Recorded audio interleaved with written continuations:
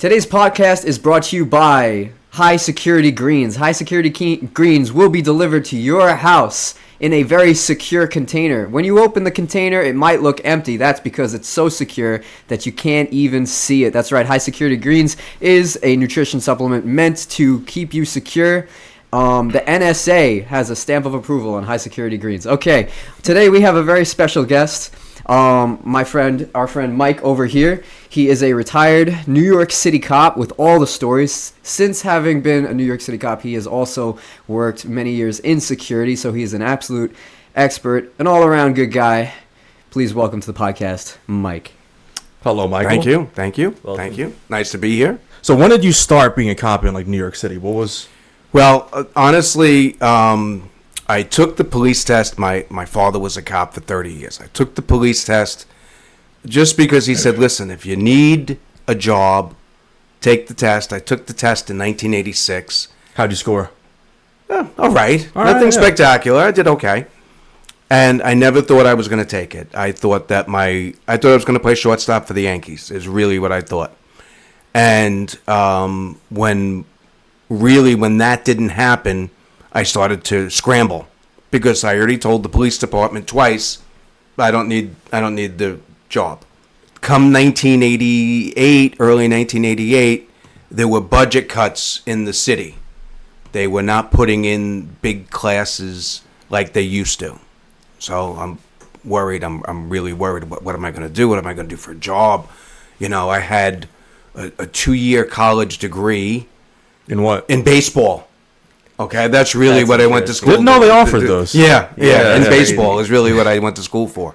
Mayor Dinkins became mayor. His big promise was that he was going to put in a big police class into the academy. So the big class that he put in was the class I went in 1989, July 5th, 1989.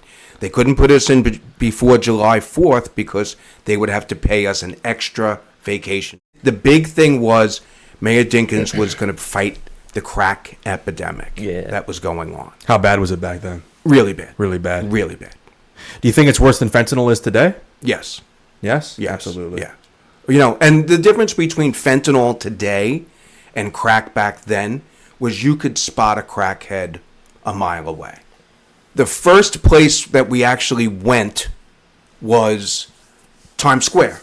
Yes. For the dropping of the ball. There was about 5 of us who were friendly, and we were all assigned to Brooklyn South, 71st Precinct and 67th Precinct. We go there into Times Square, pouring rain, horrible weather. We come back, and on the way back, there was about 4 or 5 kids on the Long Island Railroad robbing people on the Long Island Railroad. Now, they don't even see us. At gunpoint or at night? No, just using... whatever. The term was called wilding. Okay? That was one of the first times you heard that term, wilding.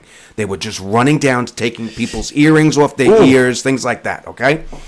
Now, we pulled into Huntington Station, and they see the 3 of us, okay? And we go chasing them, and they figured, well, we don't know Huntington. I grew up in Huntington. Yeah. I knew Huntington like the back of my hand. So we caught all 3 of them, and... we made our first arrest, our first night on patrol, and we got commendations from the MTA commissioner. Okay, so it was a great start for my career. Now, the first time you see a dead body and you start to see stuff like that, were you prepared mentally for that from the academy, or do you feel like when you see a dead body for the first time as a cop that it kind of changes you as a person? It absolutely changes you. It does? Person. Yeah. Okay. What happened was the sergeant calls us all together. And, there's 5 of us, and there was somebody in the woods, and he goes, this is a dead body. And, some of us are like, wow, that's a dead body. Because a dead body that's not too far dead doesn't look like a dead body. Yeah. Yep. There really isn't that much of a difference between a dead body and some guy who's just taking a nap. And we were like, holy crap. So he got us ready. The training sergeant that we had was an old-time, shit kicker, if I can use that word, okay? Oh, yeah. And, he got us ready. He got us prepared for everything. And as being young rookie cops, we had to do the things that the cops that were precinct cops didn't want to do or didn't have to do. So if there was a DOA, okay, we had to sit on it. So we had to sit with the dead person, or for however many hours, okay, and they stink. Yeah. And you never get used to that smell, okay. And in that summer of 1990, it was hot. Ooh. And you're sitting with these people who were dead, but you know what? We were prepared. And that summer, there was also a couple of things that happened. This Korean grocer didn't serve a black guy. Ooh. Okay? And now they start protesting, and Spike Lee actually made a movie out of it. It's called Do the Right Thing. Okay? I did not know it was about that. But okay. And that's what it was about, okay? And for that entire summer, we had to sit outside of that deli and make sure that nobody got hurt. Okay? That's when I first saw Al Sharpton. Okay? All of those people involved with those protests. If we weren't careful, people would be dumping urine on us. Oof. Okay, from the roof. You were always looking up. Not that we were the target, but we were there to protect them. You never know. You never know what's going to happen. What kind of like biological warfare could be in that? You don't know. It wasn't even that. It was more so that they didn't like the fact that we were protecting the deli. Okay, and we were in a predominantly black area. Isn't that interesting that oftentimes you tend to have a lot of tension between the African American community with the Korean community? Absolutely. Okay. And as a cop, your experience would definitely corroborate that. No doubt. A lot of tension. No doubt. I mean, that we were in the 67th precinct, and the 67th precinct at the time led Brooklyn South in homicides. Really bad precinct. Okay. In the 67th precinct, you had a lot of people from Haiti, Jamaica, Trinidad, and they didn't like each other either. If you were from Haiti and you were from Trinidad, there was an automatic hatred towards each other. Interesting how that works. Very interesting. Yeah. And a lot of times you couldn't tell as a cop the difference. Okay? Their language was pretty close, but they could tell the difference. And then the second precinct that we worked in was the 7-1 precinct, which was in Crown Heights. And Crown Heights was split right down the middle, where it was Haitian and Jamaican and Hasidic Jew. And that's a really weird split. Yes. Oh, God. It was, I mean, you were either turning off the lights for the Hasidic Jews on a Friday night, okay, or you were getting involved with something with the south side of it. When you worked there, were you the kind of cop that was in a car patrolling, or like did you actually have to get out and walk your beat? Most of the time we were on foot.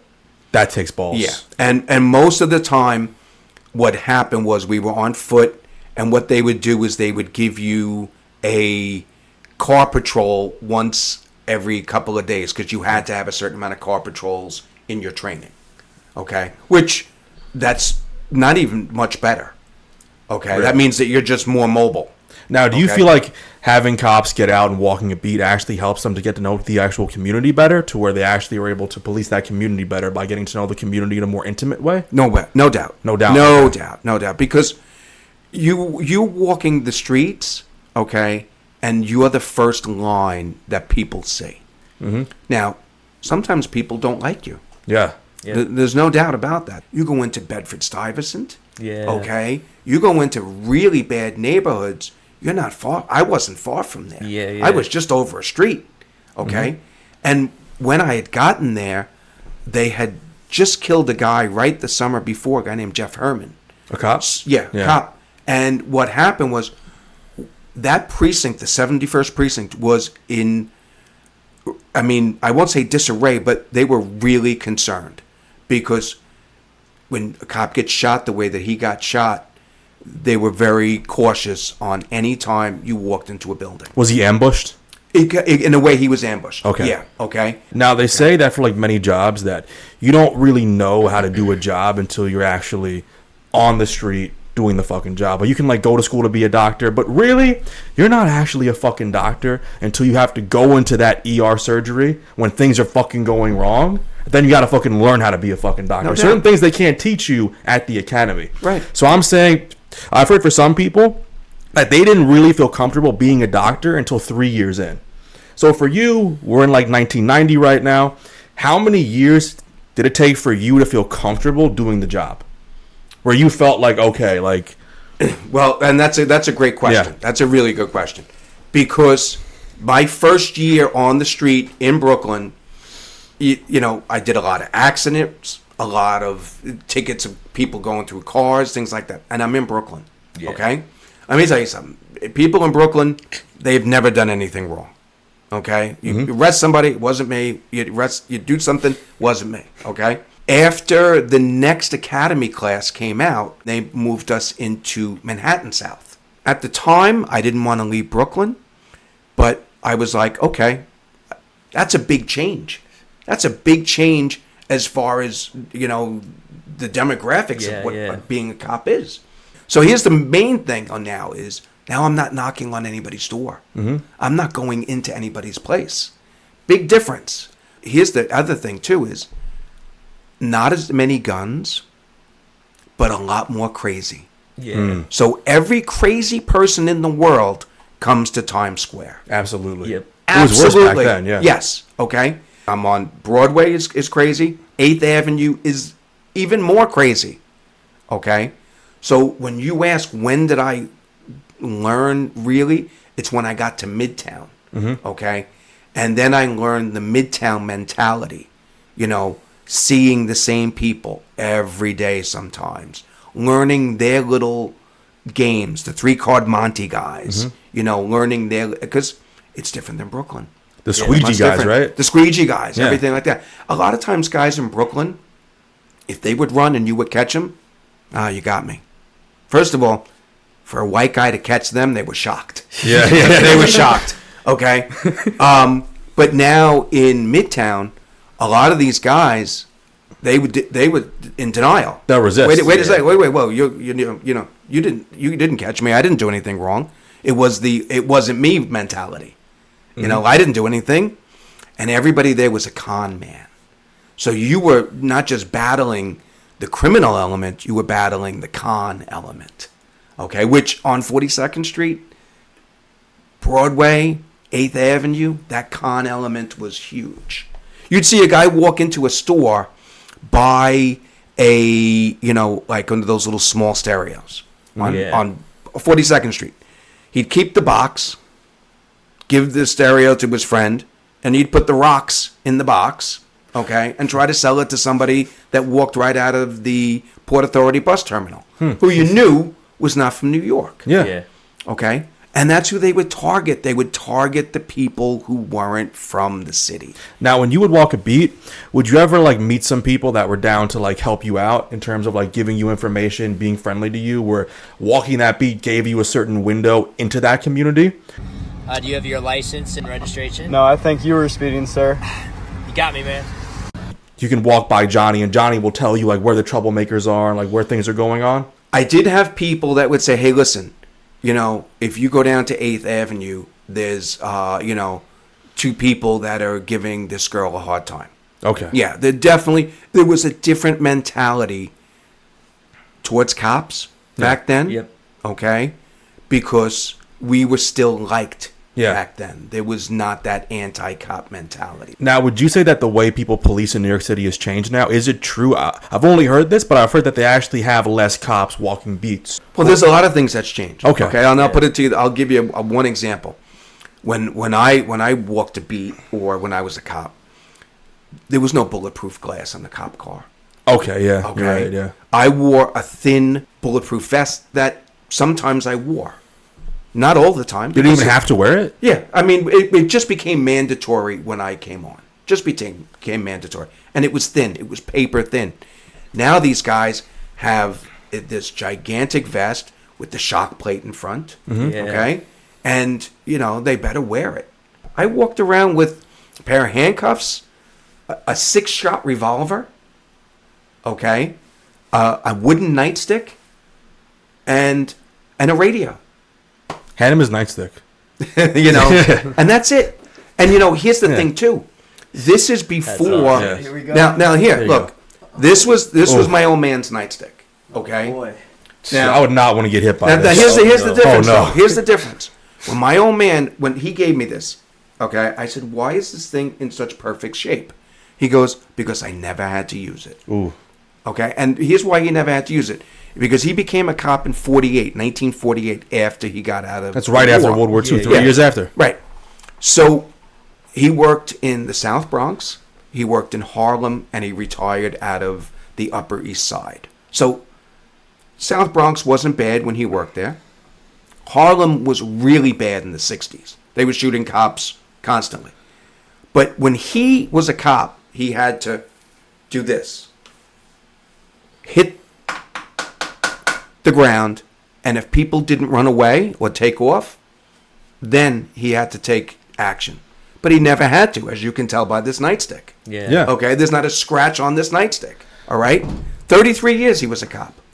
Okay? Now, when I had to do it, now that's a total different story. But now here's, what does a nightstick really look like now? You know, the cell phone has changed everything. Okay? You see a cop swinging a nightstick? That doesn't look good. It's not going to end well. You know? But, you know, back then, you used your nightstick. You used your nightstick before you pulled a gun. Yeah. Now, back when you were on the police department, your sidearm was a revolver. Yes. A 6-shot revolver. Mm-hmm. Now, when did they make the switch from the actual 6-shot revolver into an actual, like, what is it, a Beretta? They gave out Glocks. Okay, Glocks. That was 95. Now, do you like that switch, or like, do you feel like an actual 6-shot was better? I always thought that the 6-shot was better because I was always afraid that the Glock was going to jam. Okay. And that's what they preached to us. Yeah. That a 9mm is going to jam, a 9mm is going to jam. If you can't hit somebody with 6 shots, then, you know... You deserve to die. Right, exactly. You know, and that's... And again, look, I never shot a firearm in my life before I got to become a cop. Mm-hmm. Yeah. Okay? And when they train you, you know, fast reload, and, you know, bang, shoot you 6 shots. Center mass, shoot center mass. Okay, and I became a pretty good shot. Then they come out with the Glock in 95, 96, and they're like, that changed a lot of people's world. Some people liked it. Mm-hmm. Some of the old timers were like, I don't want to do this. Now, did you have to switch? Like, it was mandatory? By the time I retired, I was already gone by the time that the switch came. Okay. When you have a 6-shot, you had a lot of guys with holsters that were down here. You know, they wanted to improve the look. Uniformity. Of the police department. Yeah. Yeah. Yeah. So, I mean, which I think we were all for that. Everybody was for a clean-looking department. You know, which, again, you go back to what's going on now, even a little bit before now you have cops with beards. You have cops with ponytails. I've seen that, yeah. Okay. Now, I know that they're starting to change back. I couldn't, if I stood roll call and my hair touched my collar. You couldn't have this hair, right? You know, you're not bad. Okay. You're not bad, but, I mean... he's not kidding. Yeah, okay. But, you know, I did know guys that, you know, had longer hair, and they would have to pin it up. Yeah. Okay, but they did make it so that it didn't touch their collar. But there were no beards. Mm-hmm. There were no, you know... Mustache? You can have a mustache. Okay, you have a mustache. Sure. There were guys that worked undercover and they had longer hair and they got away with it. I get that. But, you know, there was a look, and I think the look made it so that way you were treated a certain way. Mm-hmm. You know, you were given respect. Again, I worked in Times Square. A lot of people from out of town came up to you. They wanted directions. Yeah. They wanted to feel safe. Yeah. Okay. And again, we go back to that coat. Okay. That coat was my old man's coat that he used to, you know, get out of a car, and if you didn't run, then, you know, that's up to you. Now, back when your dad was a cop, it seemed like back then people just had more decorum in general. Like, they were more respectful. Yes. That if a cop showed up, you were going to give that cop respect. You weren't going to beat around the bush. Now it seems like you've talked to me about certain people that walk up to a cop and just tell him, suck my dick. Yeah. I couldn't even imagine right. being a kid and walking up to a cop and telling a cop to suck my dick. I couldn't even imagine it. I couldn't even imagine those sequence of words coming out of my lips. But think about that. Where does that start? Starts in the home. That's right. Yeah. Okay, so, when you see, I guess it was the Occupy Wall Street Yeah. thing where people are coming up to cops and they're spitting on them Ugh. and whatever it is that they're doing to them. That to me is horrible. How do you treat a cop like that? And how does the department allow that to happen? Yeah. Like that was a big thing about being a cop was, does the department have your back in whatever happens? It seems like now they don't really try to have your back as Right. much. And that's Yeah. why you have so many people that go on and say, wait a second, I have to go out and get insurance because of if something happens, then, I might not be backed by the department if I, use my firearm or whatever. Okay. That to me never would have existed. Now, speaking of firearms and training, you went through your training in like 1989, so the very tail end of the 80s. Now, do you feel like your firearms training prepared you to be out in the real world to actually be engaging with people in gunfights and battles? Sure. And the best thing about having a firearm back then was if something happened, God forbid if something happened, and again, you're talking about you're in a populated area. Yes. Okay, you're in a populated area. Okay, that if you had to use your firearm, that was the last ditch moment that you were going to draw your firearm. Either you are getting shot at or somebody else. Okay, now you go on a video now, you see the firearm coming out, cars coming at people. I'm not saying that these people are wrong, okay?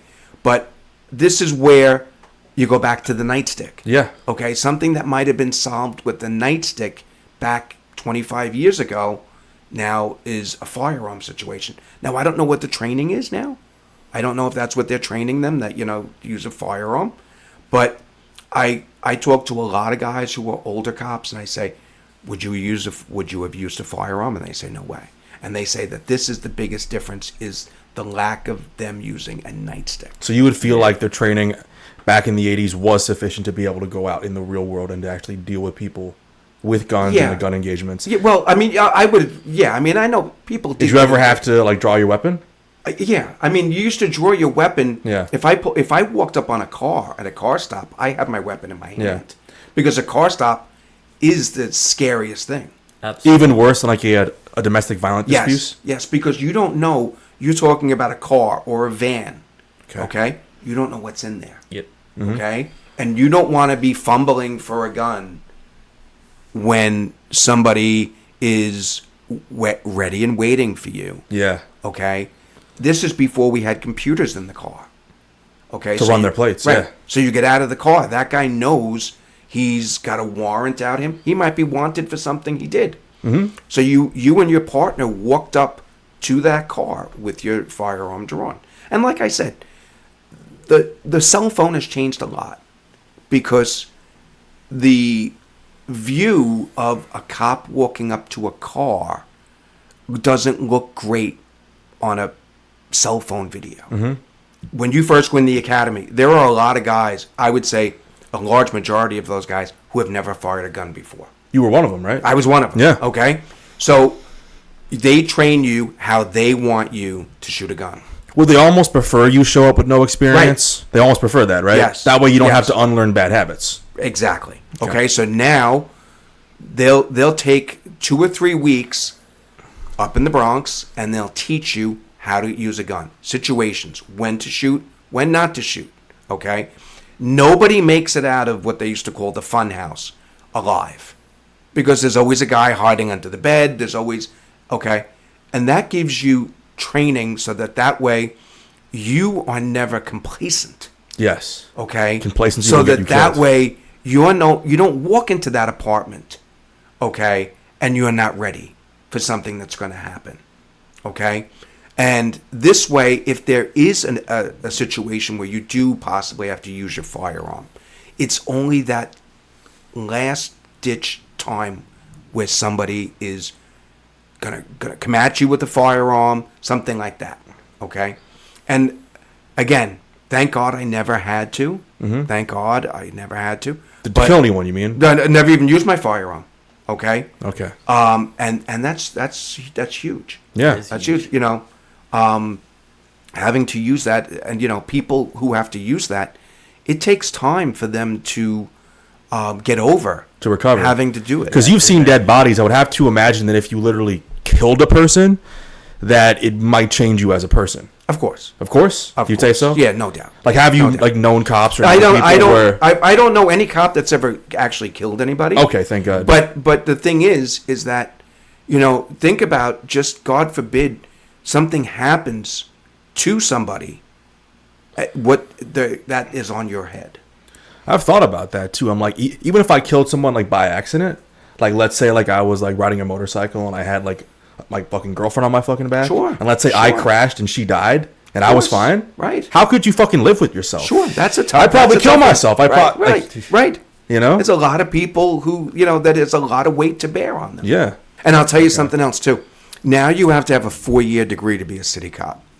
Okay? Is that really necessary? Right. I don't think And is it helpful? I don't think so. Yeah. Back then, they looked at me and they said, okay, you played sports. Okay, that means you're a good team player. Mm-hmm. Okay. And, okay, all you needed was a high school education or GED. All right. So they could get more people. They didn't need a 4-year degree. You know what I'm saying? And they could choose who they wanted. Mm. All right. Okay, you don't have a 4-year degree. Okay, you can't be cop. Sorry. Okay. And I think it was better, the people that you had. Most of the cops that I worked with were guys who were just like me. Mm. I worked with a lot of guys from different backgrounds. I worked with a lot of everybody. But it probably is good to have some kind of athletic background if you're going to be a cop. Anything. I mean, again, I worked with a guy who was a tight end for the New England Patriots. Ooh. Okay? And, he didn't make it, but he was the best guy to call. Oh, yeah. Because he was big. How big was he? He was 6'8". 6'8". 6'8". Damn. Wow. So, there was, again, guys we played softball. We had an ice hockey team. We had everything. These guys did everything. And you know what? When I became a cop, all these guys were my friends. The friends who I had before that, they did different things. And it's not that I left them, but these people were more of the people that were in tune with what I was doing. They were your brothers. They were my brothers, exactly. Yeah. But they would lay their life down for you. They would. They needed to. And when I got hurt, it's funny, I just went back to an old answering machine that I had, and that's all I got was, hey, you okay? If you need anything, let me know. Hey, you okay? It was literally a half hour, 45 minutes of these guys calling, do you need anything? Do you need anything? Do you need anything? So September 11th, 2001, that morning, do you remember exactly where you were that morning? And do you remember how you found out the news that 2 planes had hit the World Trade Center? So the bank that I was working for, they got taken over by another bank. They got taken over by Citibank, so I lost that job. I started working for a company, Estee Lauder. I wasn't supposed to start work until 10 o'clock. And I got a phone call from a friend of mine, and she goes, turn on the freaking TV. A plane just hit the World Trade Center. Now, I go back to a long time ago, late 40s, a plane hit the Empire State Building. An electric plane, though. Yeah. Yes, but still. Okay. Much smaller, but yeah. Right. Much, this was, it still happened, and that's what my thought was. A lot of people had that thought, TV. yeah. Right. When I turned on the TV, I saw the thing, and I said, it's got to be a mistake. It's got to be a mistake. But, and this is what everybody else says about that day. That day was the most beautiful day. That day was... Not a cloud in the sky, not right? a cloud in the sky. It was a beautiful, beautiful day. Okay? I'm getting behind a car. So, I go into work. What ends up happening is I'm watching TV, and by the time I got there, the second plane had kind of just hit. I had one.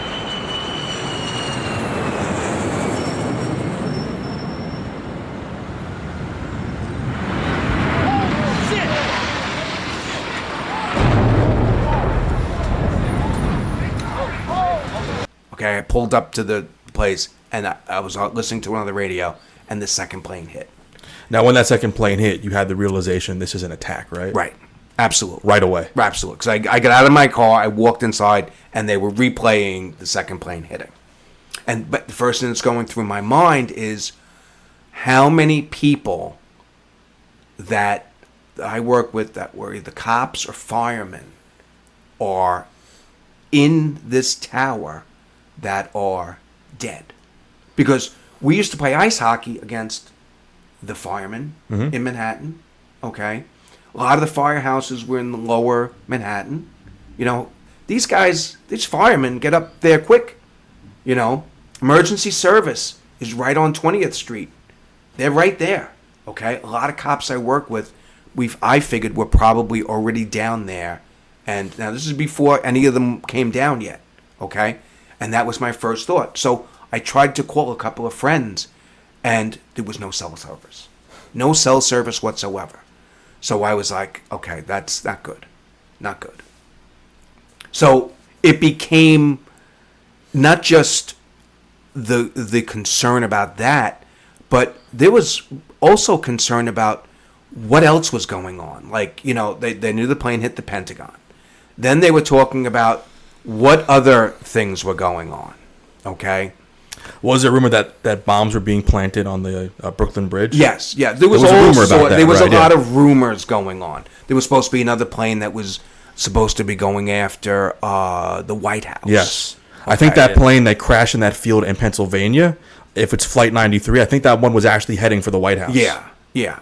So, you know, that day was filled with a lot of fear, not even for what had already happened. I mean, don't forget about that. But what could be happening. Yeah. You know, because we had the radio playing we had 1010 Winds playing. I was working in a warehouse. And all you heard was, you know, there's a possible, you know, another plane sighted, things like that. That was the constant that day. So I got finished up working at around 6 o'clock that night. I went home, got all my ID that I still had. I still had my ID card. Got a uniform shirt, put on a pair of jeans, and I went down to Houston Street. It was eerie driving in because you knew any other person on the road was either a cop or a fireman. Yeah. Okay, so I went down there, and they still had the token collectors. Mm-hmm. Okay, and I said to the guy, I says, I'm, you know, cop, I'm going in. The guy goes, okay. He goes, the best way is this way. So went in, I got down there, and the worst sound from that was the sound of the firemen's, when a fireman doesn't move for a certain amount of time, it makes a noise. Mm-hmm. Okay? And you heard that noise going off, and that was a sound I'll never forget. Okay?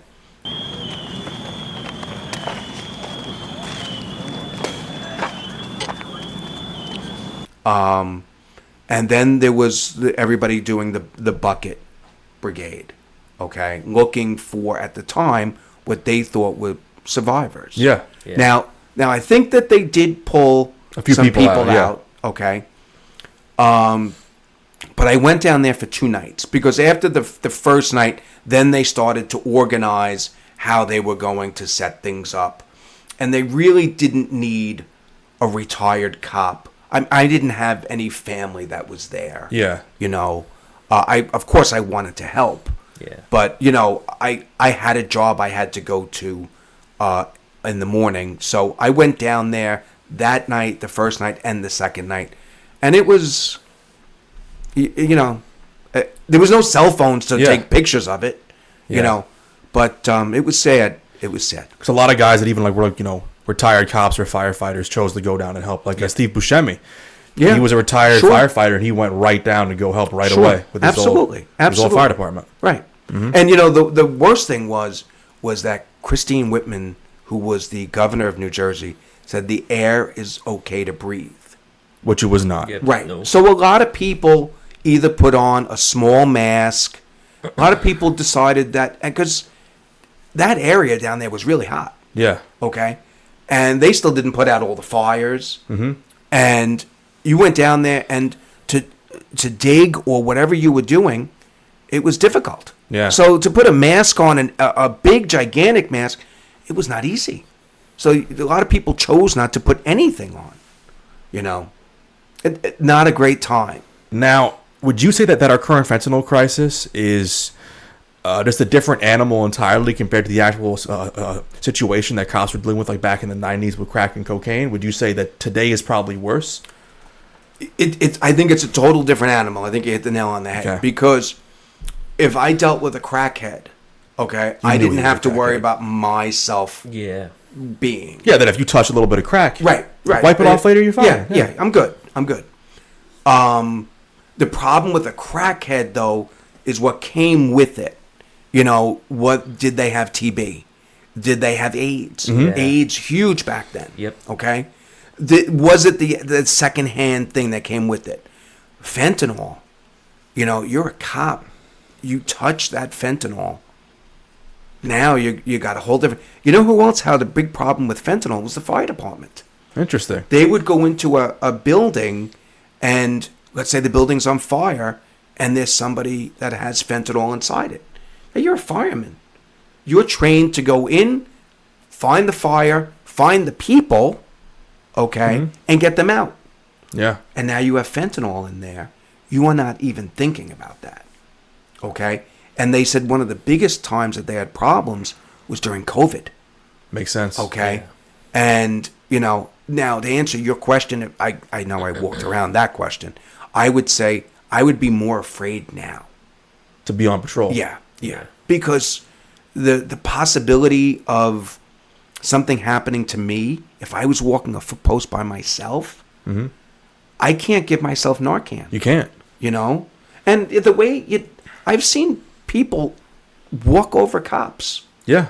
That are laying on the ground, you know, then they're not looking to help you. Plus, the mentality, I think, of fentanyl addicts is a distinctly different mentality than that of crackheads. Oh, yeah. Because I was trying to explain this to a friend yesterday, that if, like, you're a fentanyl dealer and people find out that people OD'd on your stuff, like, do you know what happens to your business? And he's like, oh, it's going to destroy your business. Like, no one's going to want to buy off you. I'm like, no.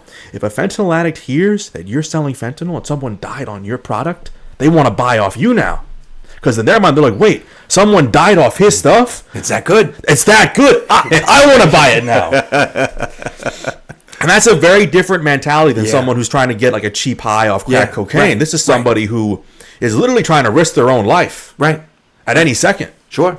And if they see someone else dying from it, they want that stuff. Sure. Well, because they themselves are addicted to it. Yeah. They're already building up that tolerance on it. So you might die from it because you have never built up that tolerance. But now, like you said, you know, somebody dies from it. It must be good. That's good. You know? But now they're starting to charge people. Yeah, and that's they're their mentality. To charge people. So, I mean, that's a problem. Now, you were a cop during the whole war on drugs. Now, of course, we've seen certain drugs become decriminalized and legalized in, like, New York State. How far would you say is too far to go? Like, would you say, like, legalizing marijuana is probably, like, a fine thing to do? I don't see a problem with legalizing marijuana. Yeah. As long as it's done correctly. Would you say now it's being done correctly in New York State, or would you say it's being done incorrectly? I don't know. Because I'll be honest with you. Here's the only problem I see with the legalizing of marijuana is you smoke a joint, you get into a car, and now you're high, you're not able to drive. There's not a lot of people out there that can tell if you are high when you're driving. Okay? And a lot of these police departments are really not, you know, equipped to tell, okay, is that person high? Is, you know, this and that.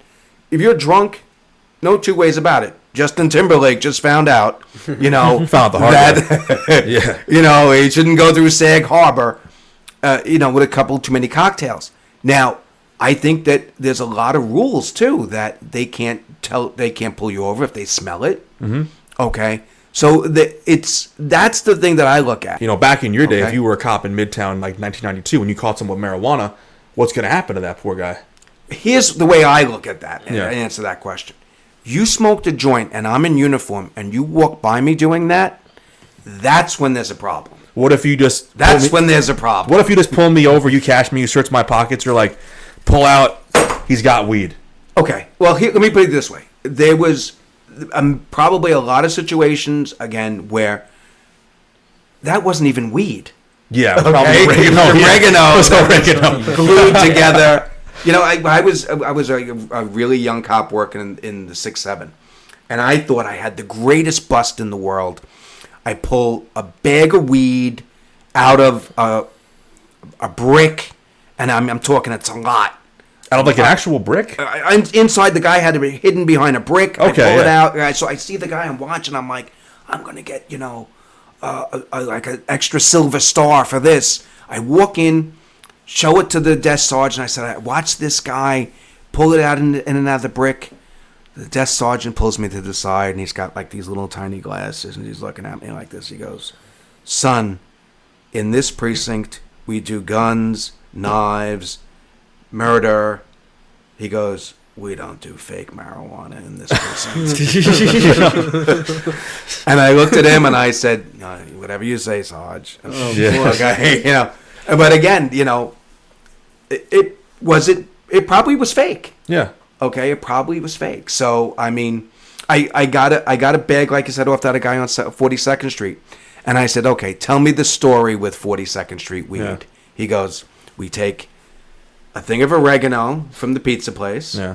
And he goes, "I take Elmer's glue, and I glue together the oregano to make it into a bud." Yep. And he goes, "When you smoke it, you're getting high off of the Elmer's glue."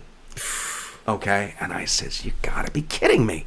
I said, "Do you know how many white kids from Long Island are coming out to the city, to 42nd Street, smoking this, all right, and getting high off of the Elmer's glue?" Oh my God. So I'm thinking back. I'm like, how many times did my friends do this? So I remember, like, not myself, but I had friends that maybe got caught, by a cop with some weed, and they said what cops would like normally do for them is they would just take your bag of weed, open it up, throw it out everywhere. I mean, until you get lost. Yeah, exactly. Or they'll tell you to do it yourself. Or that's even better if they make you do it to yourself. When it's like, I mean, a small bag of weed is nothing in the grand scheme of things in the city. Honestly. But again, if you do that in front of me, if you disrespect me, same thing with a guy that would walk down the block and he would drink a 40, a 40 right in front of me. I made a guy clean up the street on 43rd Street, okay? Because I said to him, I says, if I give you a summons, I guarantee you have a warrant. So it was him and his girlfriend. And I said, does he have a warrant? And she goes, I said, okay. So instead of me giving you a summons, I told the girlfriend, you wait here. He's going to pick up all the cans on 43rd Street. Did he do it? He did it. Oh, that's nice. But did he get a summons? No. He did not get a summons. Okay. I like when cops would do stuff like that. Yeah. But again, where did that start from? It started from him walking by, and it's not like he walked by and didn't see me. Oh, yeah. He walked by, saw me, and went, because he was with his girlfriend, he was showing off, things like that. Sorry. Oh, I was just going to ask, you ever encounter fake guns? You ever come across yes. You know where I counted a fake gun? It was in front of my house. Really? Yes. These young kids were driving by my house, and they were shooting. I live in front of my house. There are about 8 acres of woods, and they were shooting. It was an air gun, and I never heard an air gun that sounded so much like a gun in my life. Wow. And I was with my neighbor, and we followed them. They were driving in a Range Rover, and we followed them. They went to this pizza place in Miller Place. And they got out of the car, and they had the gun in their waistband. So it's just out in the open. Out in the open. It's not like, they were hiding it. Was there like any indicators on it, like a red tip or anything Nothing. like that? Nothing. I stopped them. Now, I have the right to do that as a civilian. Mm-hmm. Okay? Yeah. But before that, we called 911. Okay. Okay? And then we told 911 where they were. So it's not like we tried to just do this by ourselves. As vigilantes, Right. you tried to do it the right we way. didn't. Right, we weren't going to try. We thought it was a real gun. Mm-hmm. Yeah. Okay, they took the gun off the kid and put it on the front of the radio car. And as the cops were coming, they go like, "Oh crap, 9mm." Right. And I said, "Yeah." And it took another cop who was an ex-city cop. He goes, "No, that's an air gun." And he pulled the bottom of the handle off. Wow. And that's where the air cartridge went. That's so weird. And I said to him, I said, "Really?" I said, "That's not a real gun." And I said, so the cop goes, "What do you want to do?" I said, "Listen, something's got to be done to these kids that they're driving up and down the block shooting a gun off." Two of the cops were getting a medal the next day for doing something in Patchogue. Okay. So they were busy the next day. They didn't want anything to do with making the arrest, which, Gotcha. I've been in that case too. Yeah. And I made an agreement with them. I said, "I need these 5 people's names, and I never want to see them on my block again." They were from Mount Sinai. Because the father was going crazy. They ended up calling their father, and the father's like, "Who was it that's stopping my kids and everything?" Oh, my God. Yeah. So, the long and short of it is I said, "I won't press charges against your kids if I never see them again in my life." And, I have cameras on my house. I never saw those kids in my life. Thank God. Yeah. Yeah. Right. Yeah. Some of these kids, they push the button and, driving down the block in a Range Rover, shooting what appears to be. It's a good thing that I saw them first. Dangerous. Big right. For them, too. For them. Yeah. A cop pulls them over and they're sitting there with They're getting guns drawn. They're going to get, they could get shot. Yeah. They could get shot. How would you de-stress as a cop working that job year after year? How would you find ways to de-stress and be able to get your mind back? Do you ever fully put it down when you go home? You don't. You don't. I'm retired for a long time now. I still look at people's waistbands if they have a gun. Yeah. I still check and see if a guy's got a tattoo. Yeah. Yeah.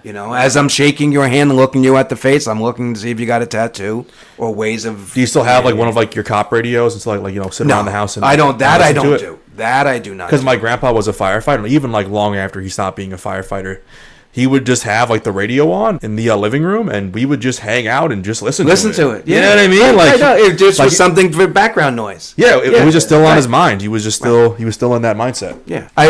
That's one thing that I was lucky. I was lucky that when I did retire, after a couple of years, I still do security jobs. Yeah. So it's still in my brain. Yeah. I had one family friend that I was talking to. He's a friend of the family, and he worked for ICE. Mm-hmm. And he said it was really hard for him to step away.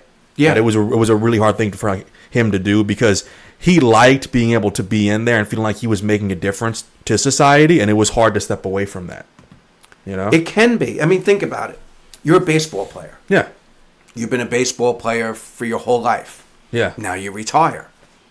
Now what do you do? Yeah. You know what I'm saying? It's you can only golf so much. You can only golf so much. Right. Anything that you do for a long time or that you devote a lot of your life to, it's tough to get and leave. Do you exercise regularly? Me? Yeah. I try to. You try? I try to. I used to play baseball and I got torn, MCL. I got a torn rotator cuff. As you get older, some of these things. Yeah. Can you fix a torn rotator cuff, or is there nothing you can do? It's surgery, right? It's surgery, and that's the problem. I don't want to go under the knife again and stuff like that. Don't you miss when America's pastime was baseball and not football? Yes. Isn't that culture so much better? Yeah, and that's another thing too. I've been playing baseball since I was 5 years old. Yeah.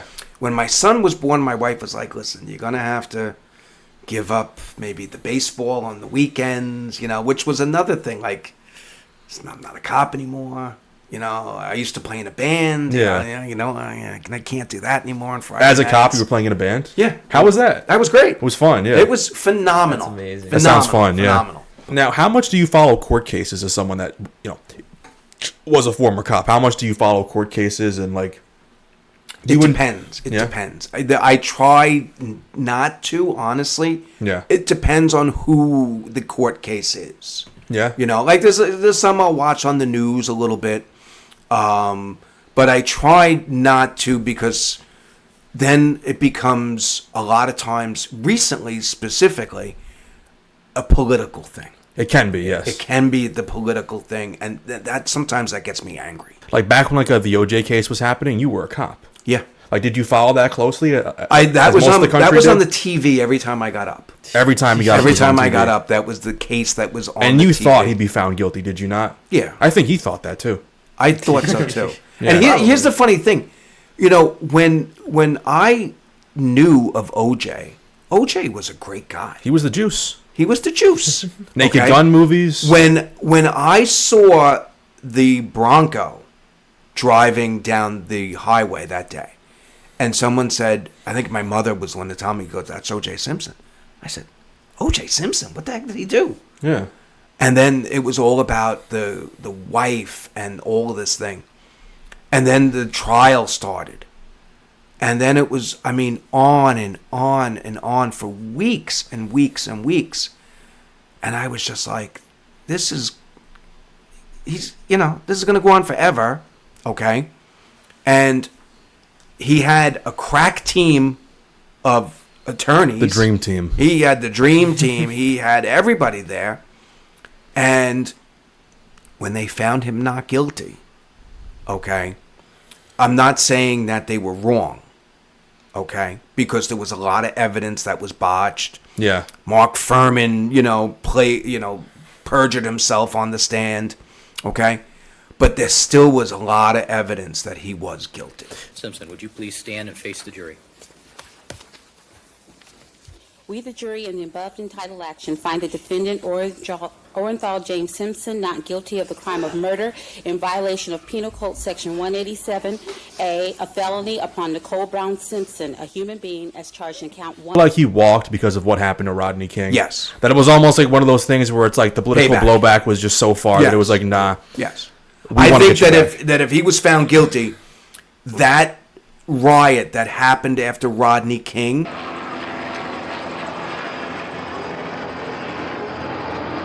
would have happened again because of OJ. I could believe that. Yeah. He was such a figure in like the African American community, also just the sports community as well. Sure. Yeah. Absolutely. Very beloved figure. Yeah, he was beloved. Yes. You want to talk about a guy who was beloved and who made it. Think about it. You talk about the African American community. Yeah. OJ made it.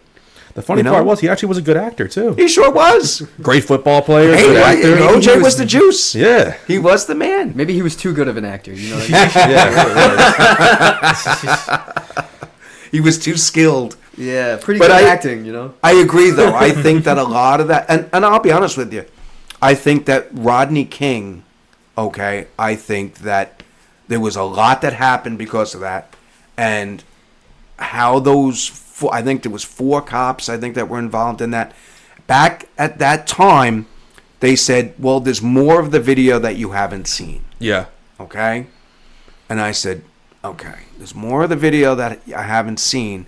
I said, but what I have seen, I don't like. Yeah. Okay? And remember, when something happens in California, Los Angeles, a big city, what happens to us? Yeah. We get affected by it. Okay? Rodney King gets, whacked by 4 cops from a traffic stop. Okay? We feel it in New York. Oh, what are you going to do? You're going to beat me like Rodney King?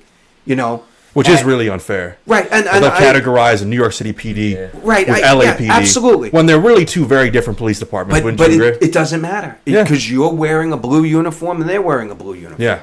Okay? And that's one of the biggest things. And when they were found not guilty and then the riots happened in the city too. Mm-hmm. Okay? And I'll be honest with you, do I think that they were guilty? They had guilt. Yeah. They had guilt, okay?